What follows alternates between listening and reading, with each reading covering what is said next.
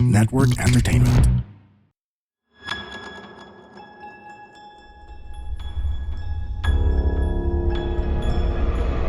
Shocking, sad, revealing, and deeply researched, PH Murder Stories podcast covers the true account of infamous killings and true crime stories from the Philippines. There's no such thing as questions, just hidden answers. Stay tuned as we revisit the inconceivable crimes that exist. Some listeners may find the following content of PH Murder Stories highly disturbing due to its graphic nature. PH Murder Stories does not condone nor promote violence of all sorts. Viewer discretion is advised.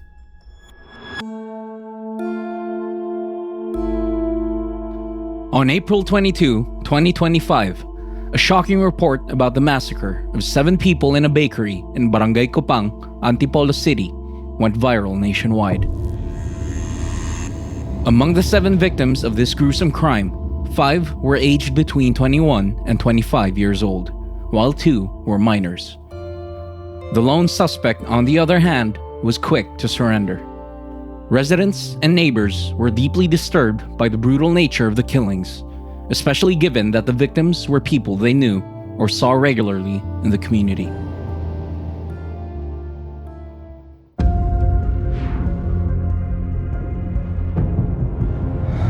You are listening to the PH Murder Stories podcast. This is the 10th episode of Season 5.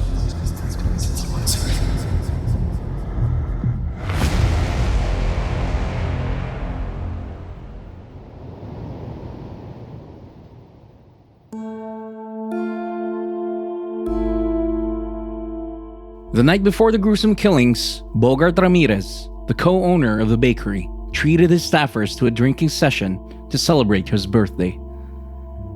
During this gathering, they all drank gin and were generally having a good time. However, Bogart became suspicious about the intentions of his staffers towards his current position as co-owner of the bakery. Initially, Bogart was already feeling anxious about keeping his position since there was an ongoing dispute on who would take over the bakery, as one of the victims, who was the master baker and his business partner, allegedly wanted to keep the business for himself. Bogart also felt threatened that all the employees were relatives of his partner, and felt that they had all conspired against him to take over the bakery. Despite these ill feelings towards his colleagues, Bogart still decided to celebrate his birthday with them.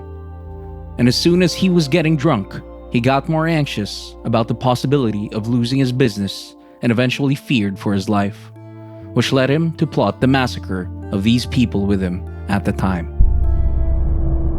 The following morning at 6 a.m., a concerned citizen who lived nearby heard a commotion from the bakery and reported it right away to the barangay authorities. As soon as the barangay authorities arrived at the scene, they shockingly discovered a gruesome crime scene involving 7 lifeless bodies in a pool of their own blood.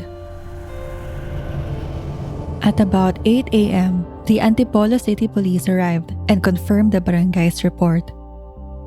Initial findings say that the 7 victims were stabbed to death while they were asleep. An hour later, Bogart Ramirez, the co-owner of the bakery, surrendered at the Philippine National Police Headquarters at Camp Crame. Bogart Ramirez claimed in his confession, in connection with his dispute claims of the bakery's ownership, that he was only defending himself at the time of the killings because the victims threatened to smother him with a pillow in order to make it look like he died in his sleep, so that they could justify getting sole ownership of the bakery. Because of this, Bogart managed to get them really drunk, although the police are studying that the suspect might have added sedatives to the drinks offered to the victims prior to their killings. As soon as all of them were asleep, Bogart proceeded to stab the victims multiple times, and some showed signs of blunt trauma, likely caused by a hammer found at the crime scene. Moreover, the investigation confirmed the suspect acted alone despite initial doubts about how he could overpower 7 able-bodied men without injury.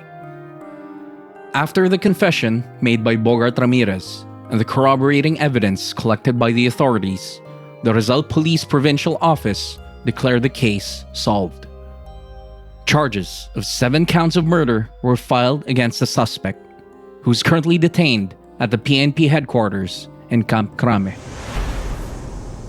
Local officials in Antipolo City have expressed their strong condemnation of this massacre of 7 people, labeling the incident as disturbing and senseless.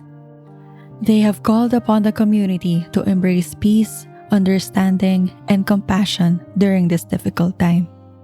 Peter Papel Jr., the chairman of Barangay Cupang, where the massacre occurred, stated unequivocally that violence has no place in their community and urged residents to come together in unity and faith.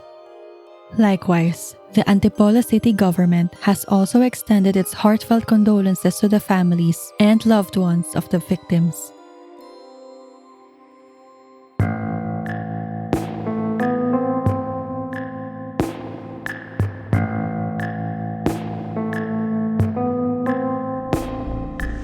Thank you for listening to PH Murder Stories. If you like this episode, give us a 5-star rating on Spotify and Apple Podcasts. You can also support our show on Patreon. Any amount you donate would benefit our team to keep doing what we love, which is to provide more true crime episodes for our listeners. Link in the description. For further updates from our show, follow us on Facebook, Instagram, Twitter, and TikTok at PH Murder Stories. And subscribe to our YouTube channel at PH Murder Stories.